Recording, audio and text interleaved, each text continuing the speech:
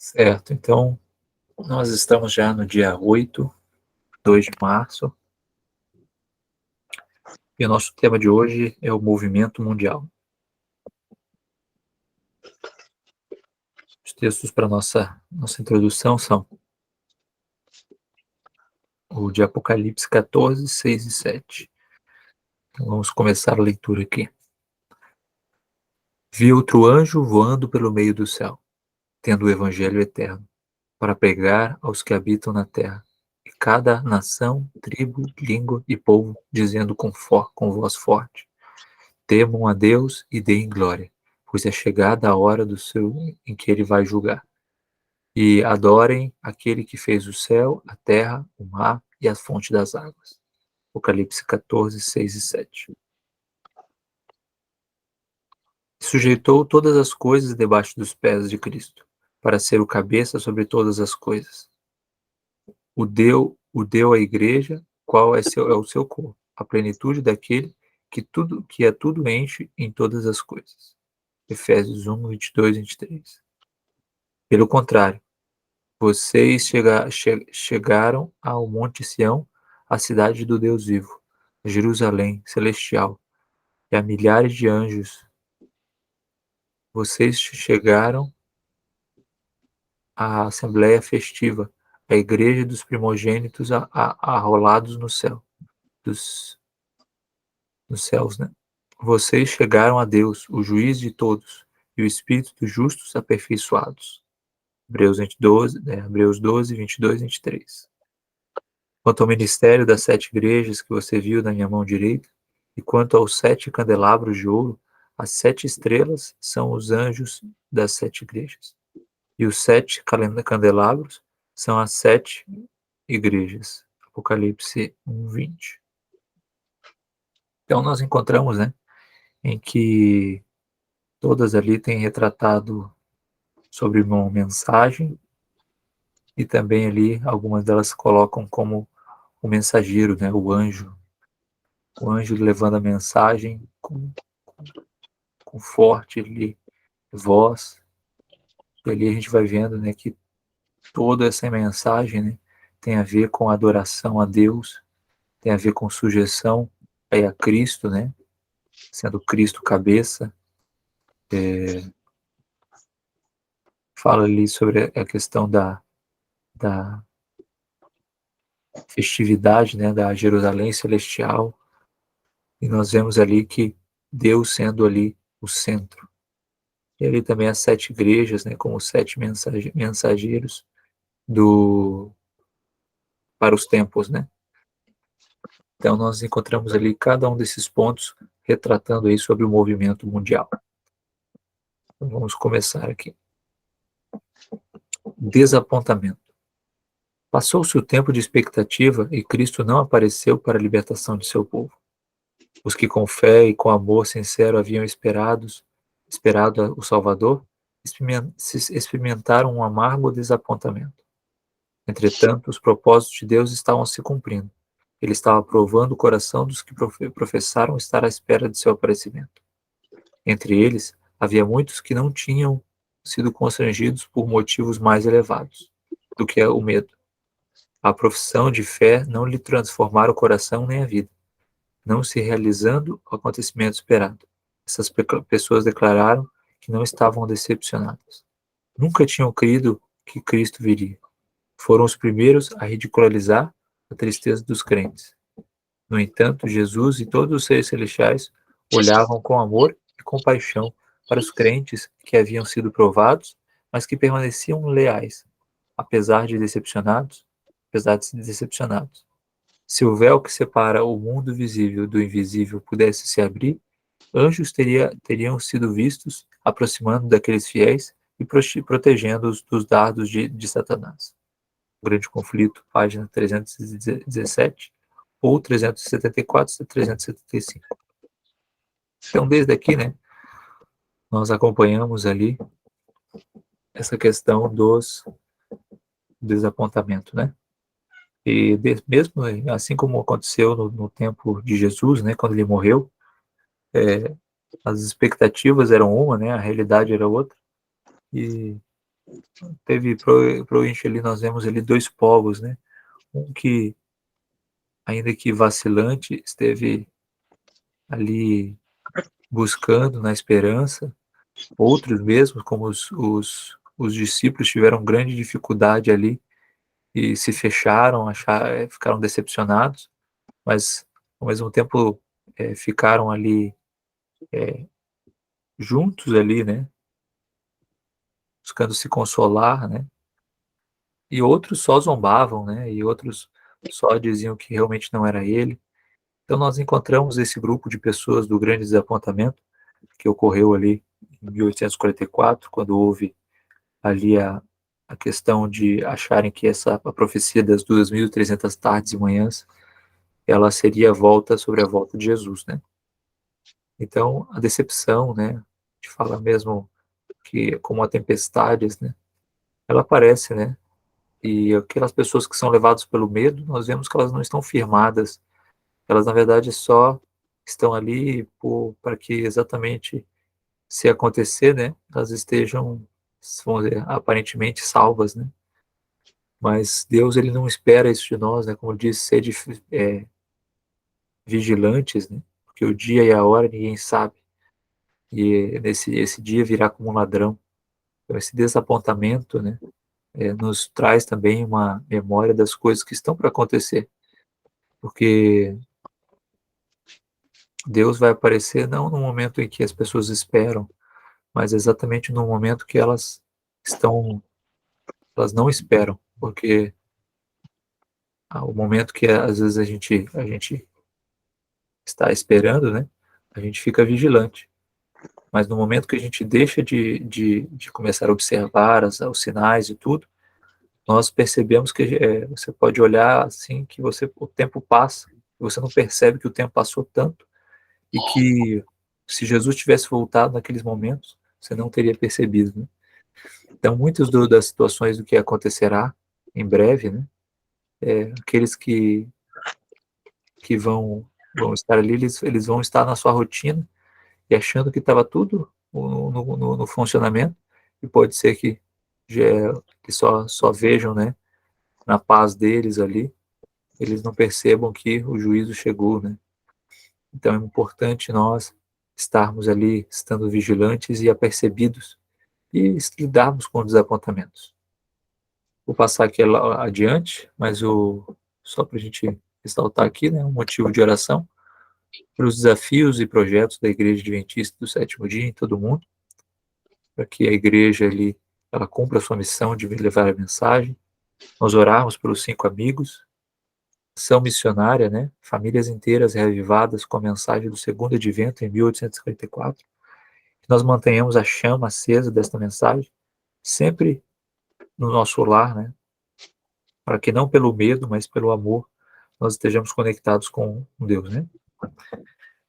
Cumprimento da profecia. A profecia da primeira mensagem angélica, apresentada em Apocalipse 14, teve seu cumprimento no movimento do advento de 1840 a 1844. Tanto na Europa como na América do Norte, homens de fé e oração ficaram profundamente comovidos quando foi chamada a sua atenção para as profecias. E examinando os registros inspirados, viram evidências convincentes de que o fim de todas as coisas estavam próximo. O Espírito de Deus insistiu com seus servos para darem a advertência. Por todas as partes disseminou a mensagem do Evangelho eterno. Temei a Deus e dai-lhe glória, pois é chegada a hora do seu juízo. Apocalipse 14, 7.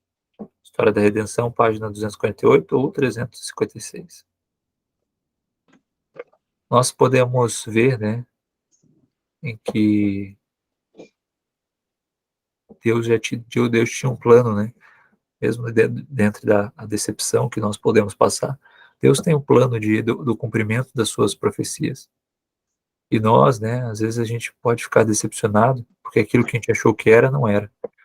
Mas Deus, ele está no comando. E assim a gente confiando, ainda que a gente se decepcione, a gente pode buscar, né, buscar a verdade, buscar se aprofundar cada dia mais.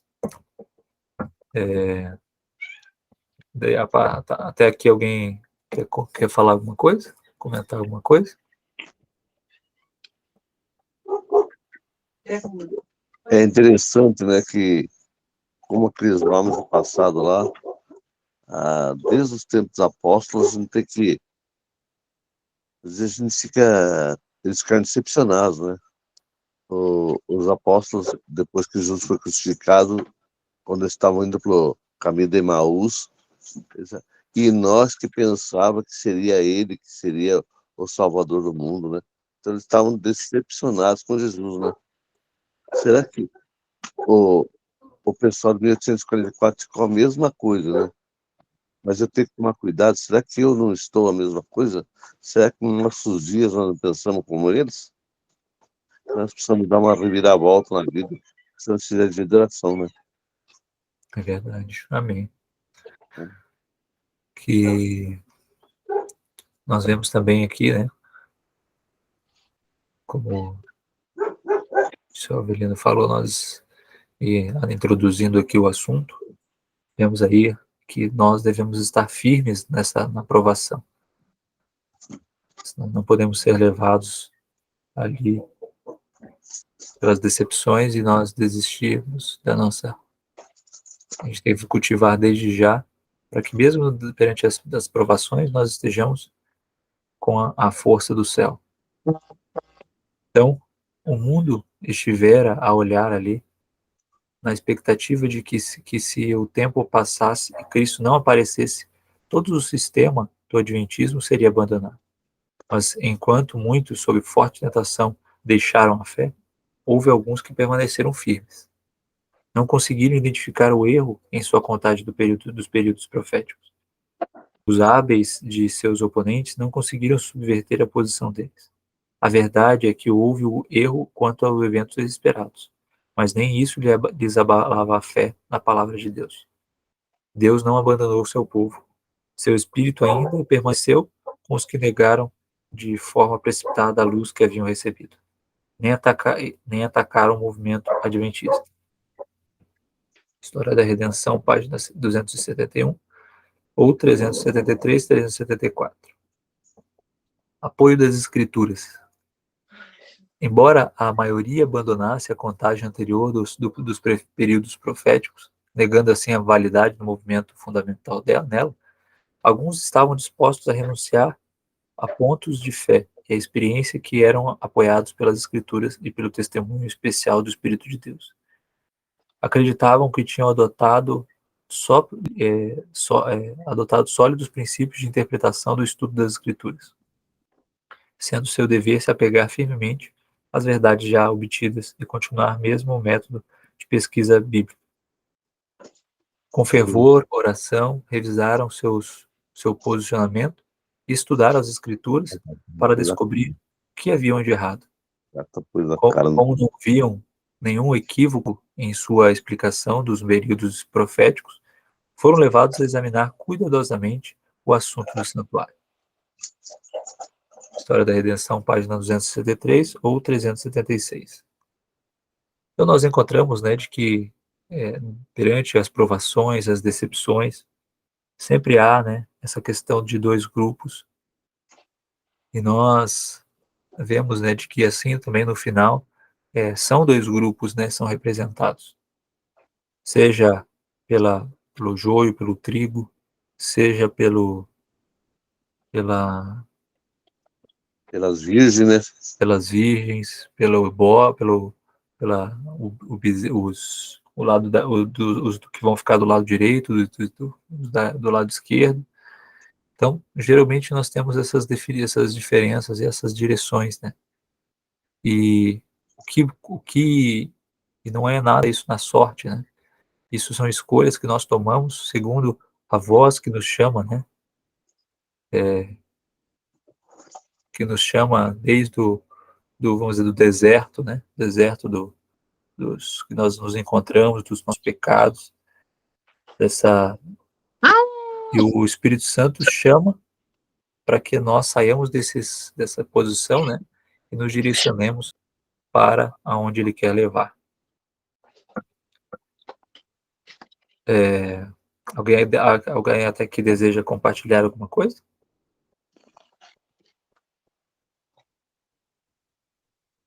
Alguma coisa?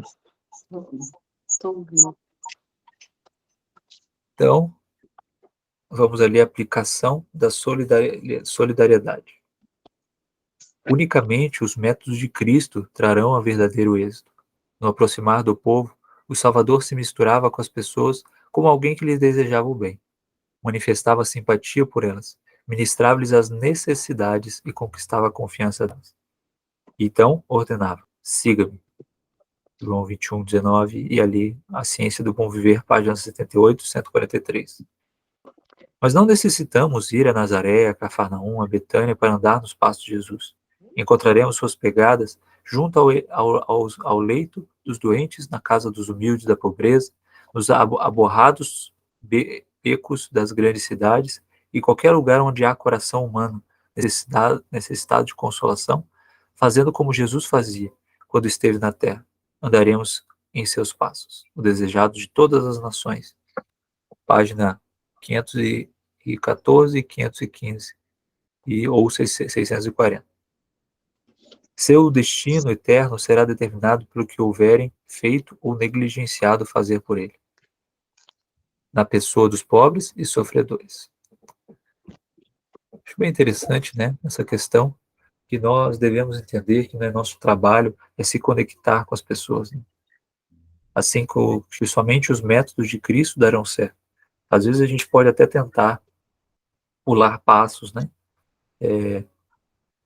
Alguns realmente estão sedentos pela vida espiritual.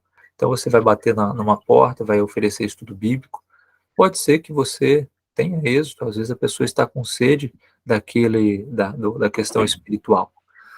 Mas a metodologia de Cristo, né, consiste em nós nos aproximarmos e vermos as necessidades e buscarmos ali, como Jesus fazia, ministrar-lhes as necessidades.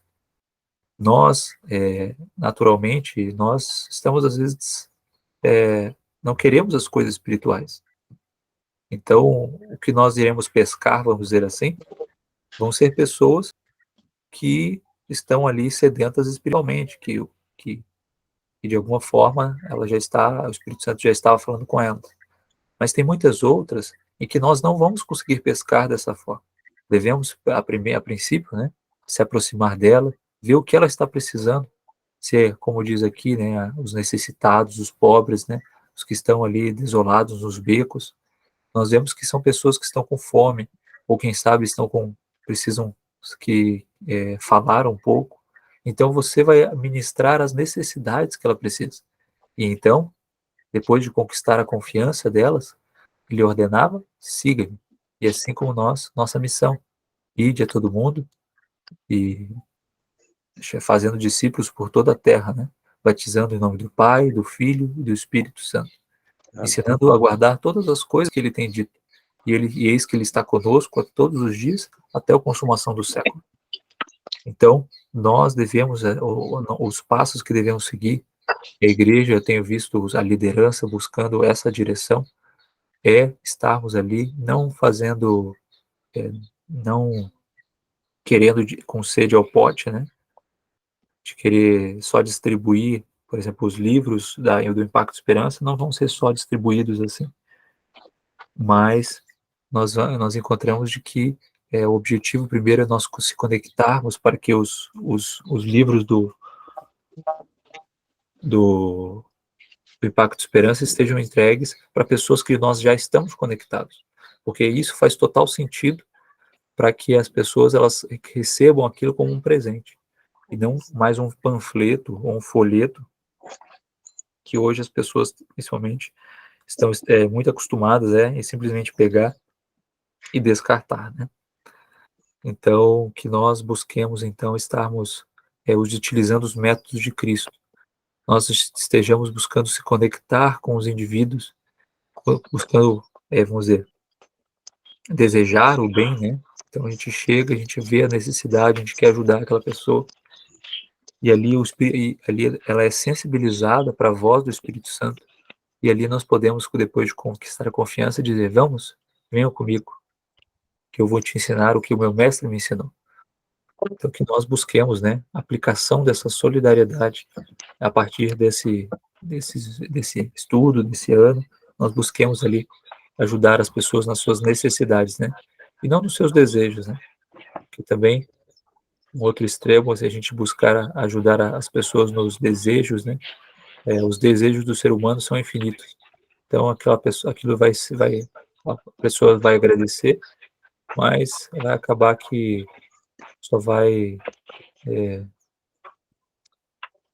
logo em seguida ela já vai esquecer o que você fez, mas as necessidades, normalmente a pessoa nunca esquece, porque ela estava precisando daquilo, e ela sente muito mais quando ela é saciada essas necessidades. Alguém deseja comentar mais alguma coisa até aqui? A gente caminha para o final.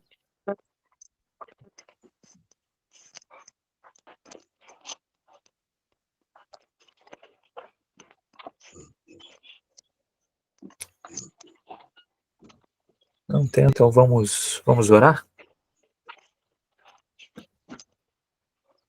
Alguém deseja me ajudar aqui nessas orações? Tem algum voluntário que queira orar? Posso orar. Lourdes?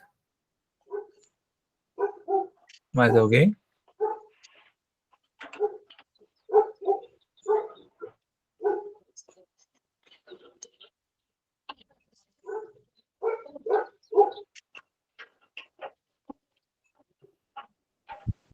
Estou aqui, Cris. Certo, obrigado. Então, Lourdes, você pode orar pelo agradecimento e louvor, e o Alexandre ora pela confissão, e eu termino ali com a oração com a palavra. Querido Deus, neste momento, estamos agradecidos que mesmo esse mundo cheio de problemas, nós temos a esperança da sua volta, a esperança da sua salvação. O Senhor sabe que essa semana que a gente está cada mais chegada a Ti, parece que é a semana que a gente tem mais problemas, mais provas. É uma semana que não está sendo fácil. Mas, ó Pai, mesmo assim nós estamos agradecendo, porque sabemos que estamos incomodando o inimigo. Mas pedimos força pelo Senhor, que nós possamos, tudo aquilo que a gente faça, seja do seu agrado. Muito obrigado por tudo, Senhor. Muito obrigado pelo acordar, pelo respirar. A primeira coisa que fizemos hoje, acordamos no horário, acordamos e pedimos, e isso já é bênção do Senhor. Porque muitos não abriram o olho hoje. Nós estamos aqui. Estamos em pé, Pai. Ajude que nenhum de nós caia. Muito obrigada por tudo, Pai. Muito obrigada por esse pequeno grupo. Que o Senhor nos tenha abençoado, nos dando força para vencer o dia inteiro. Fica conosco, Senhor. Isso que nós pedimos e te agradecemos em nome de Jesus. Amém. Amém, Senhor. Amém. Amém.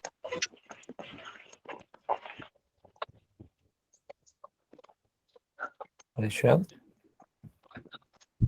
Amém. Vamos orar então. Bondoso Deus e eterno Pai,